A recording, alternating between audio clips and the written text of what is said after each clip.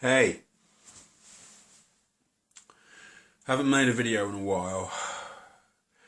I'm gonna come up with some straight up stuff right away. First of all, I've got a cold, so that's why I sound rough. Secondly, I am not making this video completely sober. So I apologise to anybody out there who's in an alcohol detox program, who doesn't want to be thinking about alcohol. Stop watching it now if you need that. And I apologise, but that's how it's played, and I'm in the right frame of mind to make a video I've been moving towards because I'm fed up. I've been watching myself not make a video for 2 weeks, and now I'm ready. I'm not drunk, but I'm not straight either. Today's video is called They Take Everything From You. Okay, maybe now you're thinking, I think I know why he's had a drink. Or maybe not. That's your business. I know me, I don't know you. Please feel free to judge. By virtue of putting this out there, I have to accept judgment. They take everything from you, man.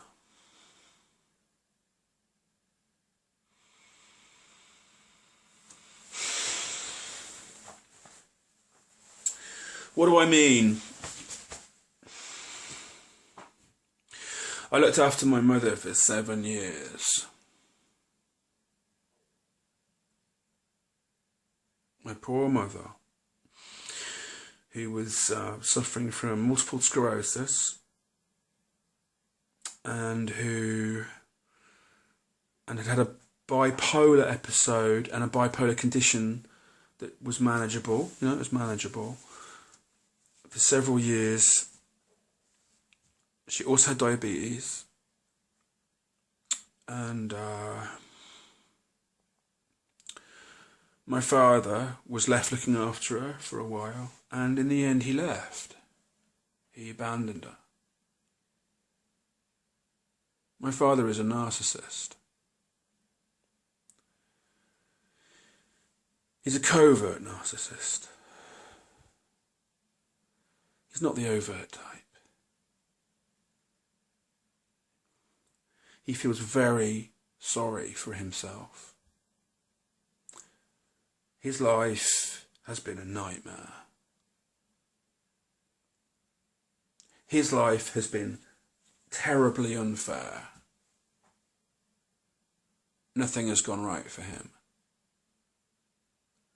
It was just his luck that the woman he married turned out to become extremely ill.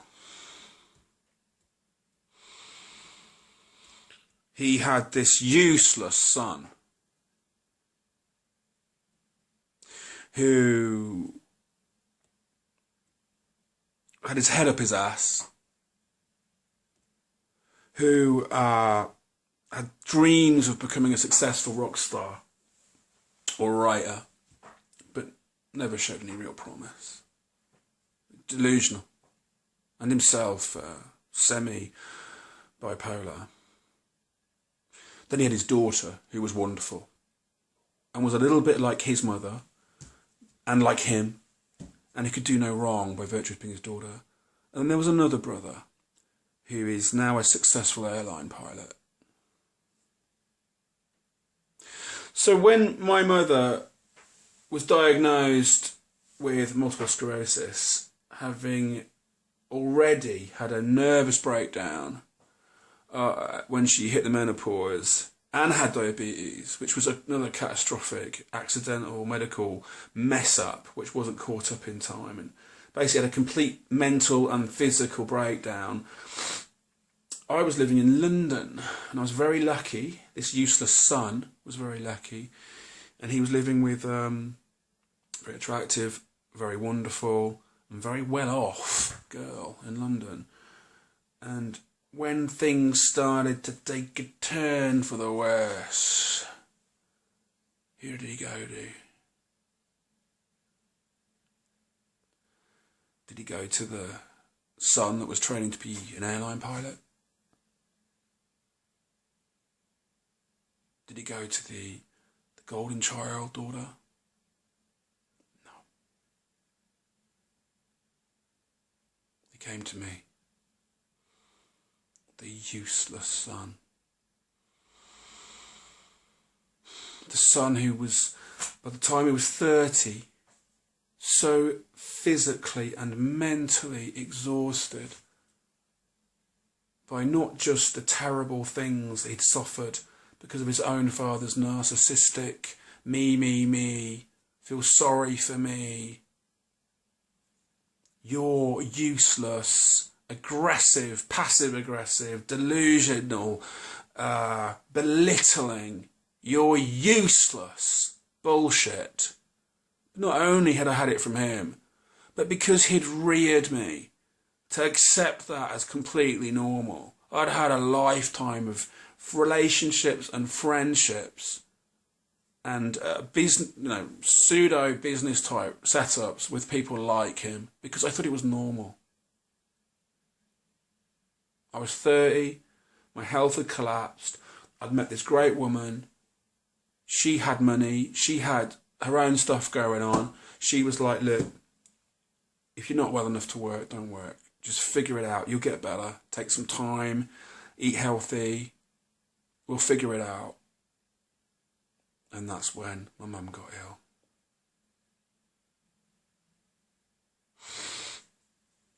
And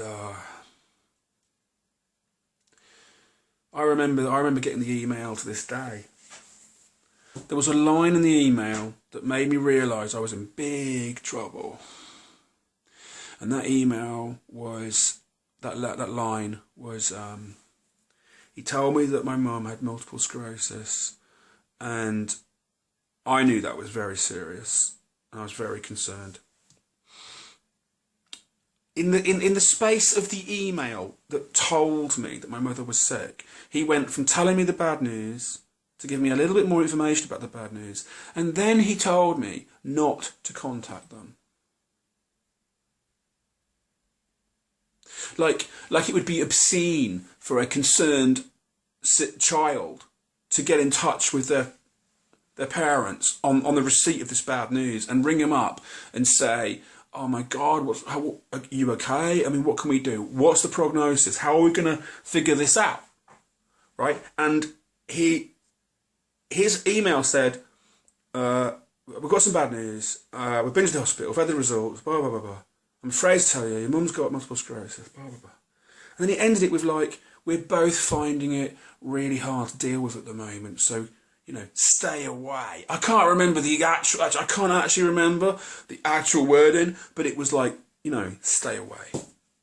And I read that. And even though I had no idea what was coming down the pike, right? My water changed in my chemistry. I felt a tiny alteration in on a quantum level in my body. I thought, your life's never going to be the same again. And quite rightly so. My mother, was now facing substantial long-term illness, a life-changing condition. I knew multiple sclerosis wasn't a good diagnosis. I didn't know much about it, but I had a vague idea, and I certainly knew it wasn't a head cold. I knew it wasn't diabetes, which is manageable, and you can live to a ripe old age diabetes. I knew it wasn't bipolar, which was a psychological condition, which can be managed with, medication and supervision and psychological, relatively frequent psychological supervision. I knew it wasn't any of that. I knew it was basically, you know, what's the word for this? There's a really good word for this. A debilitative condition that was going to get worse and worse.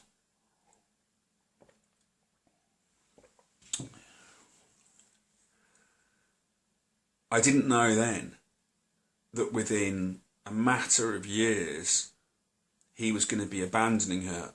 And when he did, I would be the only man left standing to take care of her. Which is what happened.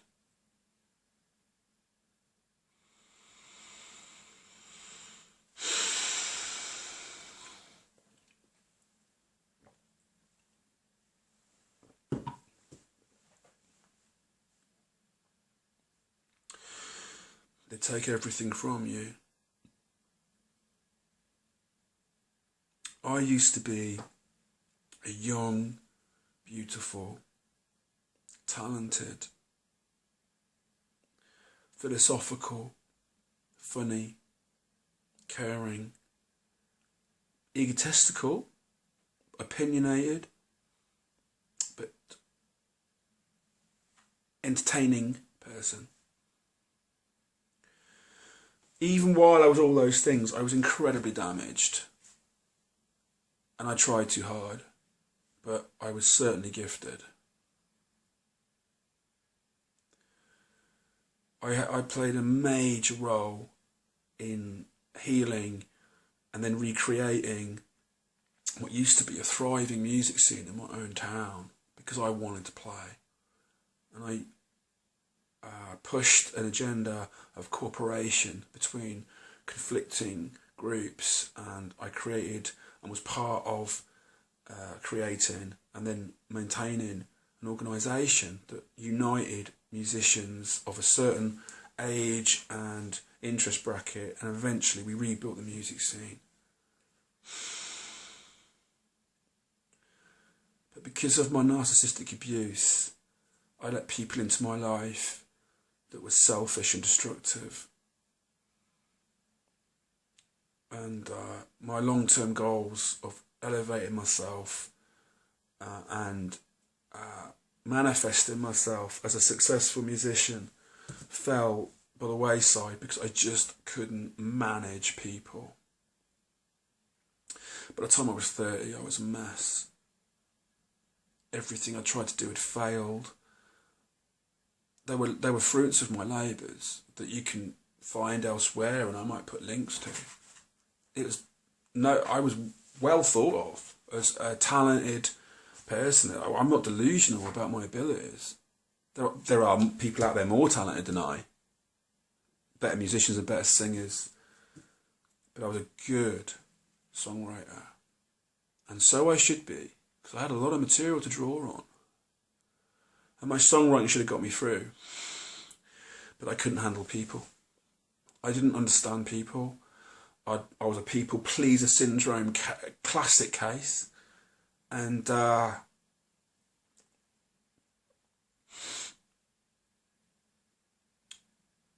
needed to know when to tell people to fuck off. And I didn't know that. Because I'd spent my life treading on eggshells, walking around this black hole of a man.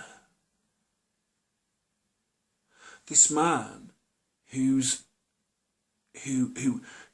elevated himself beyond normal human responsibility and behaved all the time like his needs and his thoughts and his feelings held a gravity, an import that was completely beyond any normal human,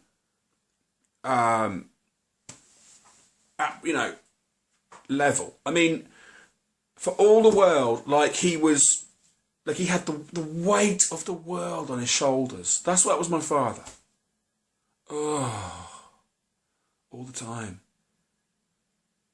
When he came home from work, by the time I was, certainly by the time I was a teenager, I'd have the TV on the right channel when he came in from work. Just so that there was a hope that his displeasure and his sense of everything being so utterly tiresome would just be alleviated a tiny bit.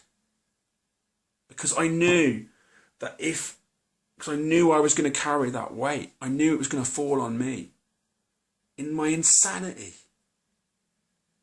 In my madness. I'd got to that point.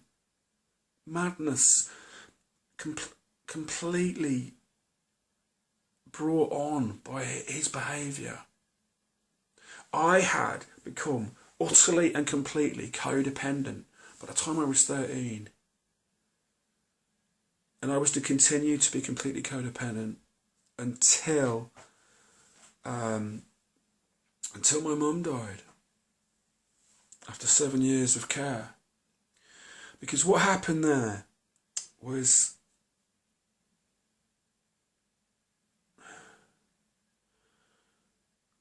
I went through hell looking after my mum.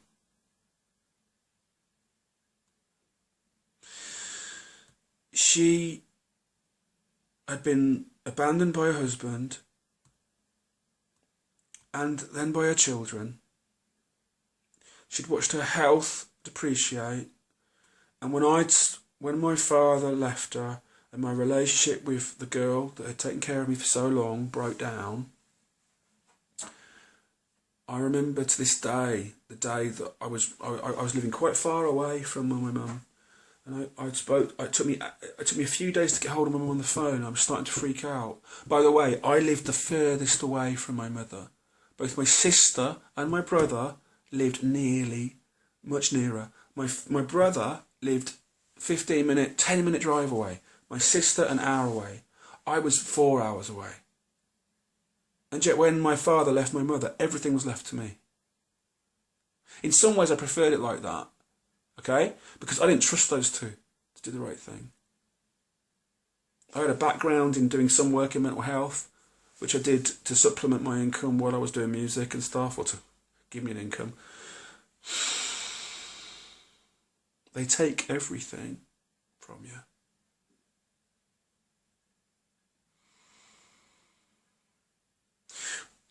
Six months before I broke up with my girlfriend, I had trouble getting hold of my mum on the phone. I was freaking out. In the end, I got hold of her. All that happened was that it was just circumstantial. She hadn't been awake when the phone had rung and stuff. And I spoke to her and I put the phone down and I thought to myself, I need to be there. I should be there. Someone should be there. Something like that.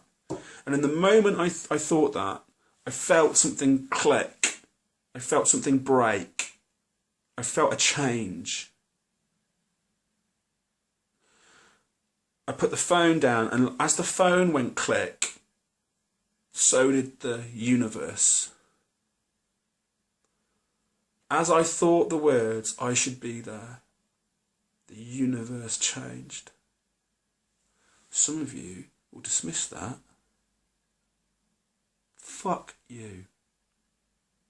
Because if you've dismissed that, I don't think you've been through anything. Some of you would have been through something like that. So glad you're here. And some of you will be thinking, wow, I never had anything like that before in my life, but I'm going to be looking out for that click. Welcome. There was nothing wrong with my relationship with that girl at the time. 6 months later, she'd met somebody else and I had to move out. And I was with my mum. It's not what I wanted, but it's what I wanted. It's not what I dreamed of, but it's what I manifested. It wasn't ideal, but it was the only thing that could happen.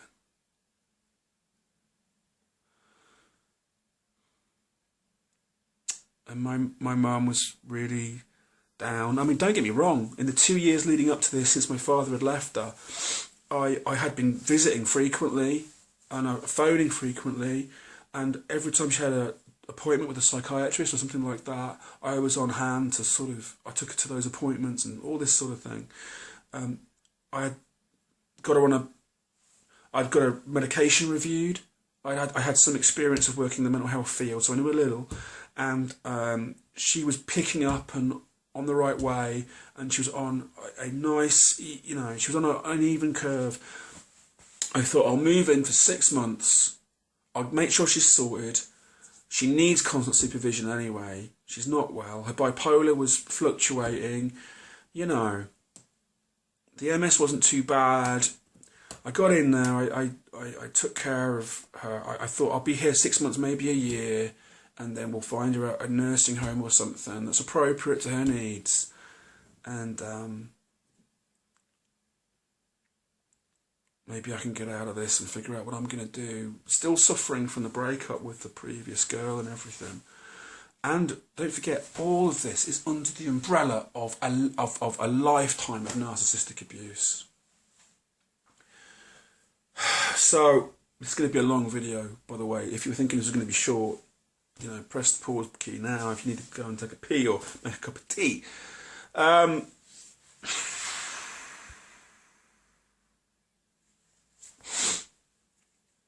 Jesus. I put a lot of work into, you know, getting my mum on the right track, because I don't know if you understand what happens to people after they've had a nervous breakdown and there's been a complete health and mental breakdown, and she had a series of strokes. There can be a personality change, and there was a personality change with my mother. She wasn't the same person anymore, and this is one of my father's arguments for why he had to leave. She wasn't the same person anyway.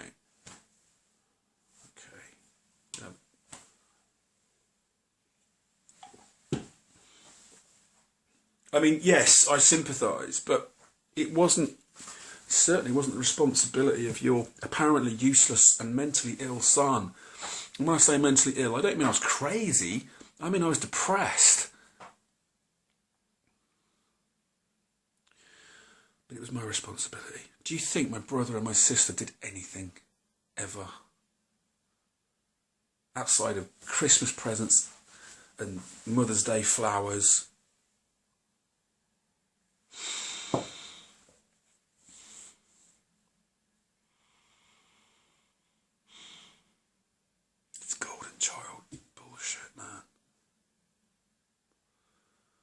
Golden child, they're fucking useless.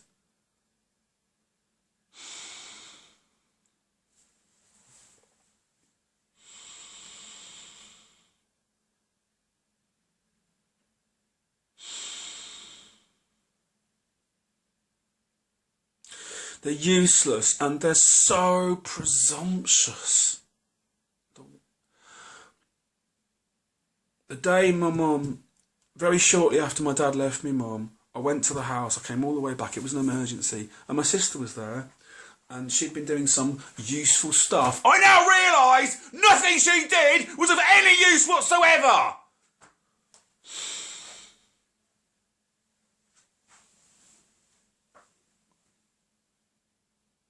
She did the washing up, you know?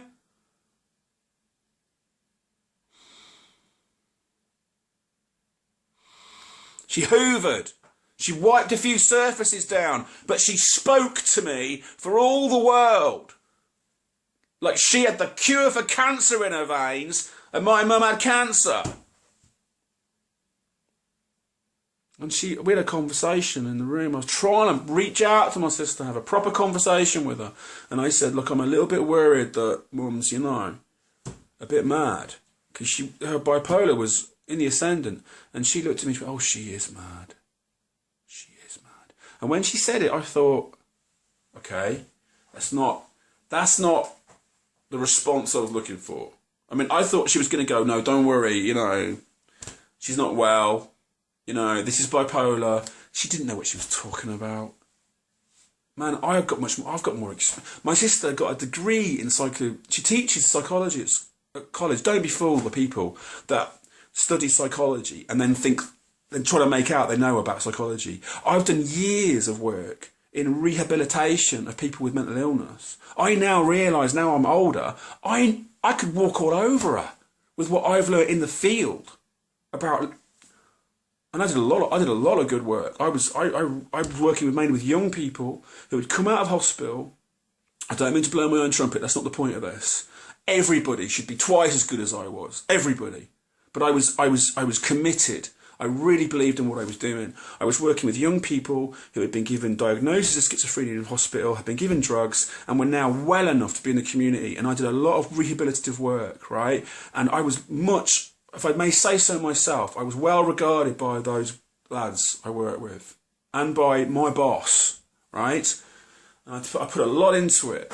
I made sure that I listened to them. And the company I worked for, which was the National Schizophrenia Fellowship, that was their mandate. That was their raison d'etre. You know, you've got to. This is about giving them their rights back, giving them their lives back, giving them their autonomy back as much as possible within safe parameters. And I believed in it, and I did it. And I didn't know this, but that 5 years I did of doing that, right, set me up to understand my mother.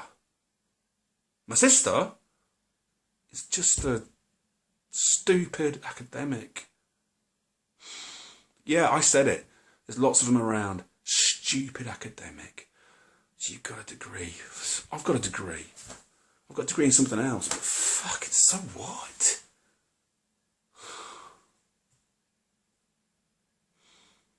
I'll give you an example of what I mean. Long before I moved in, there was a bit when my dad had moved out. My mum was here on her own. You could leave her on her own. She could still feed herself, still toilet herself, still bathe herself. She was relatively stable situation, but we wanted to put a cleaner in just to keep the edge on things. And my sister came up with this cleaner, this divorcee, 30-something, 40-something woman. It was just an ordinary woman who liked to clean houses for £10 a week. I had done some research and I found a company that were always working with vulnerable people. And they had something called a risk assessment situation. A risk assessment was part of their analysis and application of the situation. They were experienced.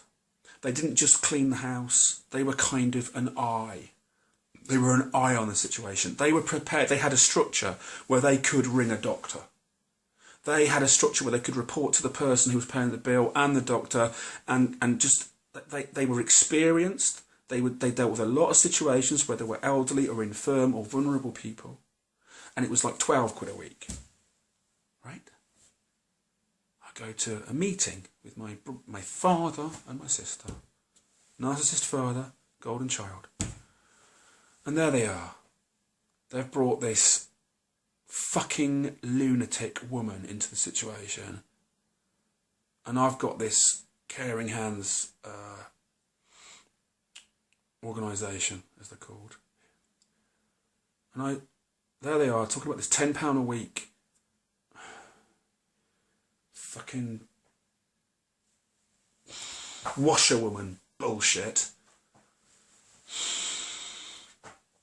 And I just said to them, look, I've got this organisation.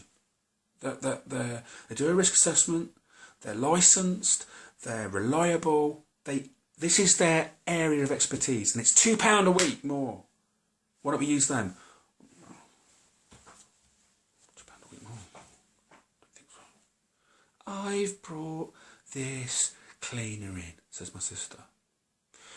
At this point, you're going to start judging me. You're going to be like, all right, I was listening to what you were saying before, but now you've started getting a bit critical. I'm going to go off you. Do what you want. It's going to be like this. All right?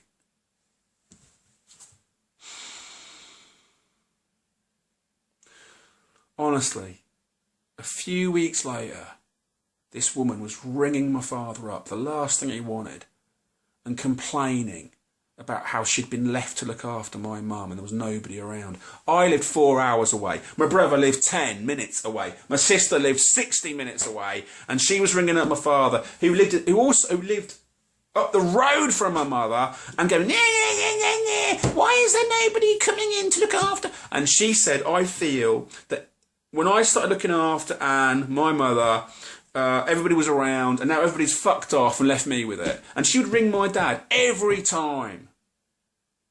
I got in touch with my dad. He complained to me about it. So I said, fine, get rid of her. Let's put Caring Hands in. Pay your fucking 12 a week now, and we worked with that company for the rest of the way through. Even after I moved in, I got them in because they were so good, so helpful. It wasn't always perfect, but they were indispensable. It meant I could go out sometimes if I had them in. You know, if I had a friend over, my best friend came over, they were one of the companies I drew on to look after my mum while I was away for a day or two. They were conscientious, they were tireless, they were very helpful. And they cleaned up good, because I got sick of doing this kitchen. And I'm losing my thread, which means I'm thinking about drawing this video to a close and then doing another one to make it part 2, because they will take everything from you.